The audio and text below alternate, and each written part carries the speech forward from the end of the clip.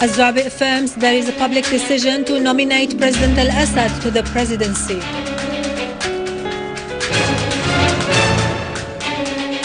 Al-Muqdad and Zarif affirm that Geneva II priority must be to combat terrorism and stop the support for the terrorist Takfiri gangs.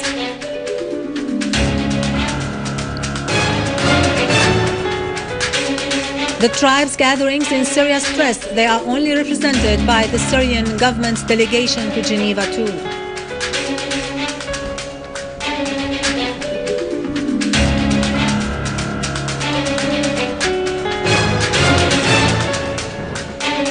The Iraqi armed forces continue their operations to pursue terrorists in various areas, particularly in Al-Anbar.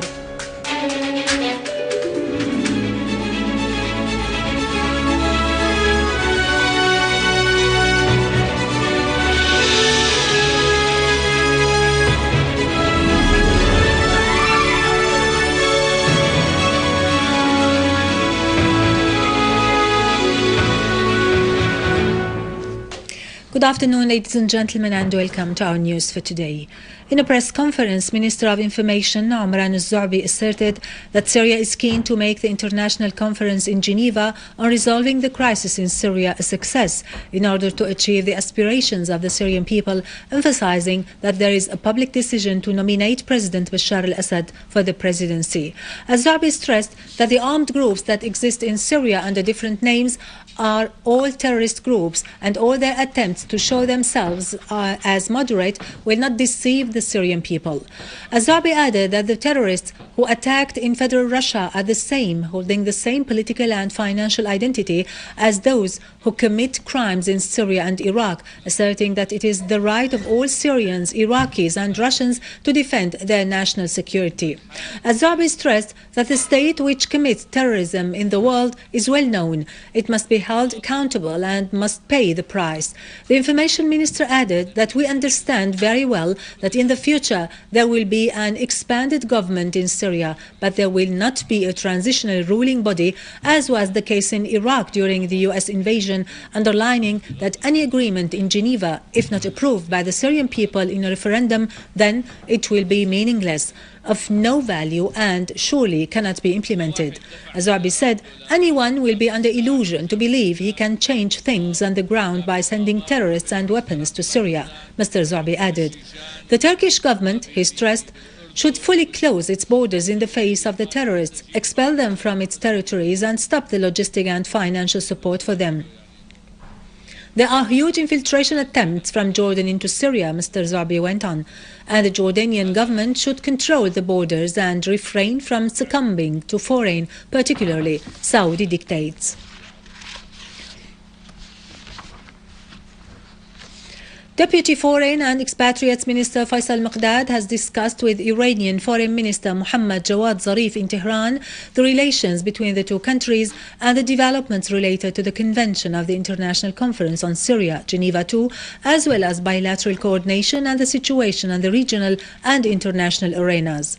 The two sides stressed that the priority of Geneva II conference should be to combat terrorism and stop the financial and military support to the terrorist Takfiri gangs through pressuring the states that support them. The two sides warned against the danger of the criminal acts perpetrated by the terrorist gangs in Syria on the safety and stability of the region. They called for combining regional and international efforts to fight and uproot terrorism. Al-Muqdad said Syria will take part in Geneva II, stressing the need to provide all the ingredients of its success. Dr. Muqdad referred to the importance of Iran's participation in Geneva II without preconditions in view of its major role in solving regional and international questions. On his part, Zarif stressed the need to combine efforts to combat the terrorism in Syria, which threatens the country as well as the security and stability of the region. He said the solution in Syria is only political, through dialogue among the Syrians themselves without foreign intervention. Zarif stressed the Iranian government's continued support for the Syrian people's steadfastness. Within the same context, Dr. Muqdad and the Assistant Foreign Minister for Arab and African Affairs, Hussein Amir Abdullahian, also discussed the preparations for the Convention of Geneva II in a manner that serves the Syrian people's interests, sovereignty, independence and territorial integrity. Iranian Foreign Ministry spokeswoman Mordia Afkham has affirmed her country's rejection of any preconditions for its participation in the International Conference on Syria, Geneva II, and of any proposal that infringes on its pride and dignity. In its weekly press conference today, Afkham said Iran was ready to take part in Geneva II to find a political solution to the crisis in Syria. She reiterated her country's call for solving the crisis through inter-Syrian dialogue in which all the Syrian people take part in deciding their future. Afkham referred to the emphasis laid by various state and figures on Iran's role in solving the crisis, pointing out that during the recent visit paid to Turkey by the Iranian foreign minister, the Turkish officials underlined Iran's role in solving the crisis politically. The Iranian foreign ministry spokeswoman said, if what is wanted is only the Convention of Geneva II, then it will turn into a mere political parade and will not come out with solid permanent results. The Syrian Clans Gathering has stressed that the tribes grant the delegation formed by the Syrian government to the International Conference Geneva II the rightful and popular authorization to represent them at the conference, affirming that no one abroad is entitled to represent them. In a press conference held at Damaroz Hotel in Damascus, the Syrian Clans Gathering said the tribes have held on to their national stand during the crisis. The gathering said it grants the delegation formed by the Syrian government the right and popular authorization to represent them. If the tribes are wanted to be represented with a delegation, then such representation will not be through people abroad, because those people represent no one but themselves, and they certainly do not represent the clans and tribes inside Syria, the gathering stressed. In its statement, the gathering pointed out that those who shed Syrian blood and cooperated with the terrorist groups are not considered by the tribes as representatives of the Syrian people at the conference. The gathering added that there are many figures and sites abroad who have alleged to represent the tribes and who have been sponsored by pro-terrorism states in order to claim to be representatives of the Syrian tribes, whether within Al-Doha coalition or within the Istanbul Council. The gathering also stressed that only Syrian citizens are the side that is entitled to find a solution out of the crisis without any foreign assistance. It expressed full support for the Geneva II conference, which the statement hoped would offer one such solution without foreign intervention. The gathering also stressed that the tribes and clans are standing with the Syrian Arab army in one trench to confront the conspiracy and triumph over it, and standing with the people behind their wise leadership, which is the only guarantee for the Syrian unity of land and people. The gathering presented a set of photos and videos that illustrate the crimes of the terrorist groups in Syria, which have targeted infrastructure, mosques, churches and factories, as well as schools, hospitals and power, communication, transport and water networks. On the ground, Syrian Arab army foiled an infiltration attempt by a group of terrorists that tried to enter from Al-Suwaiqa in the old city of Aleppo into the surrounding secure areas, killing all the terrorists. Syrian Arab army also carried out several operations raiding the terrorist hideouts in the neighborhoods of Karm Miyassar, Qadi Askar and As-Salihin, killing many terrorists. Several terrorist hideouts were also destroyed, eliminating all terrorists and ammunition inside in the eastern countryside of Aleppo, including Al-Haydariye, Talit Ghali, Kifrnaha and Al-Khifsi, in addition to the areas of Daret Azza, Jabal Barakat and Khan Shahoud. Syrian Arab army also killed many terrorists in the towns and villages of Aquaris, Kaskis, Jdeide and the surrounding of the central prison of Aleppo, Mansoura and Al-Rashidin, Khan al-Asal and others. Two Syrian workers have been injured in Tripoli in Lebanon when armed men attacked them. The Lebanese National Agency of Media said that the armed men attacked the two Syrian workers while they were passing through Abi Samra area in Tripoli, trying to rob them, which made the two Syrians defend themselves, but one of them was wounded by a bullet while the other was stabbed by a knife. The two were admitted to the hospital for treatment while the armed men fled.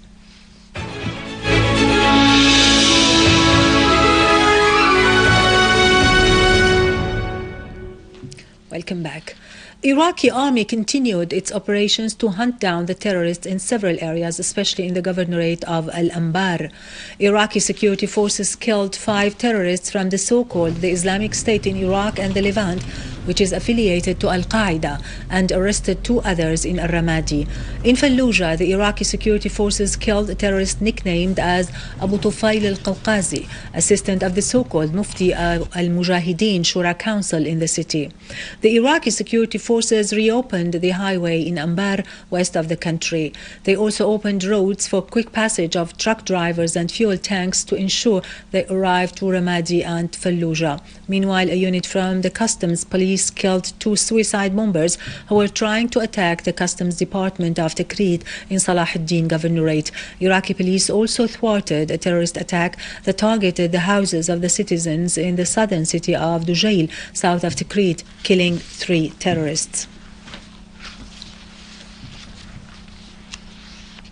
As part of its policy to Jewidize the Palestinian land, Israeli forces of occupation are planning to construct 272 settlements in the West Bank. The anti-settlement organization Peace Now said that the agreement on the project was gained on the eve of the departure of U.S. Secretary of State John Kerry from the region, adding that starting the construction might be very soon. Such plans by the Israeli occupation demonstrate the extent of its carelessness for the international law and for the calls to stop the settlements in order to resume the negotiations with the Palestinian side. The Israeli continuation with constructing settlements also show the Arab international complicity in covering up the continuous crimes committed by the occupation forces against the Palestinians. Iranian President Hassan Rouhani said that his country was among the leading states in combating terrorism and extremism.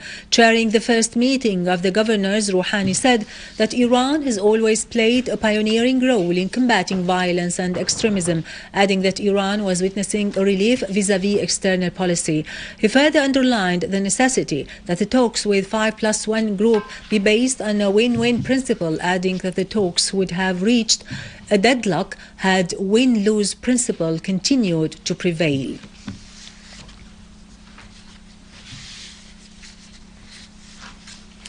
Finally, the Christian Orthodox dominations in Russia today celebrated Christmas, which coincides with the 7th of January each year, according to the Eastern calendar. On this occasion, the Cathedral of Jesus Christ in Moscow held a religious mass headed by Patriarch Kirill of Moscow and or Russia, head of the Russian Orthodox Church, in the presence of more than 5,000 Russian worshippers. On his part, Russian President Vladimir Putin addressed a congratulation message to the Russian Orthodox Church, commending its role in strongly raising the upcoming generation on the values of good in a way that reflects itself in society. Besides the Russian Orthodox Church, 3 more churches celebrate Christmas today, namely the Serbian, the Georgian, and the Church of Jerusalem. With this, we end our news for today. Thank you for watching. For more details about Syria and the region and to view this bulletin again, you can always visit our website in English, syriaonline.sy. Now to latest business and market news with Nariman Qassam, but after a short break.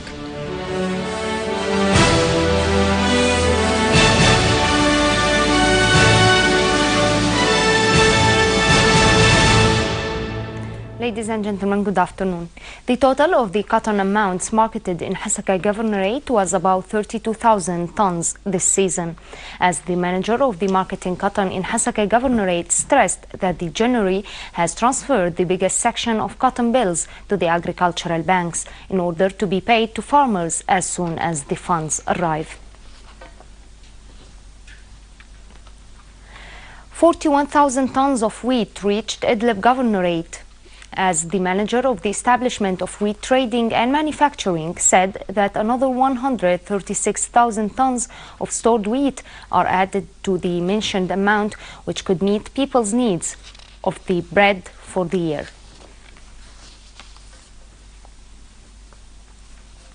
The planning manager in the Syrian Company of Communication has issued a plan to buy and set 200,000 net gates during the current year. in order to meet the local market's needs. He also pointed out that the company has recently signed a contract with the Chinese company in the communication field, adding that the company has also made studies about the popular changes resulted by the current crisis and the needed net gains in the coming period. Futures of the Brent crude were high as the U.S. witnessed cold wave, which may stop producing oil. As the U.S. crude also rose 30 cents, while analysts said that the U.S. storage of the crude oil may has increased 2.2 million barrels after dropping 5 weeks, whereas studies showed that the OPEC production of oil has declined to its lowest level in December since May 2011.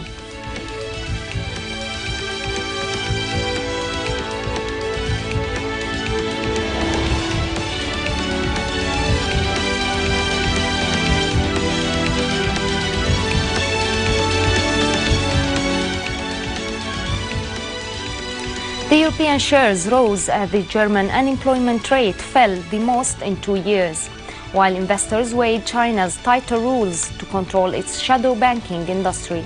The Asian shares slid and the US shares closed low after economic statements showed rising in the industry's orders, as the Nikkei index also dropped 0.46%.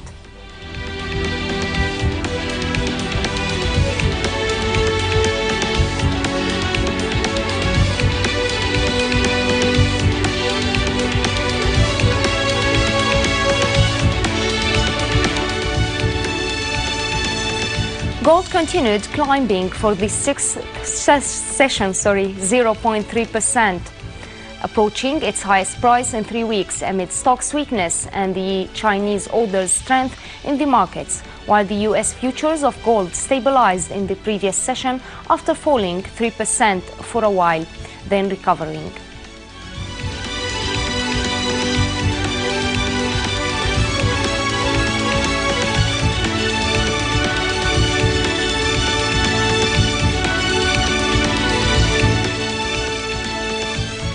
The yen snapped an advance against the US dollar following its biggest gain in almost 11 weeks yesterday, as a measure of Japanese monetary stimulus, which has increased, and the currency volatility, which has fallen to the lowest since November, while the Japanese currency was about 1% from a 5-year low against the greenback.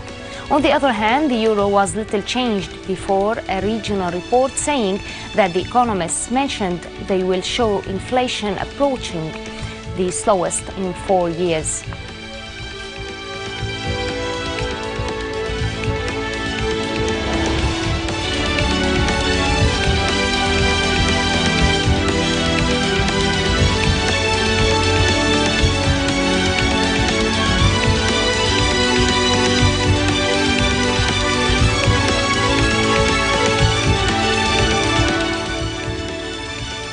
Ladies and gentlemen, this was our economic news for today. Thank you for watching. Goodbye.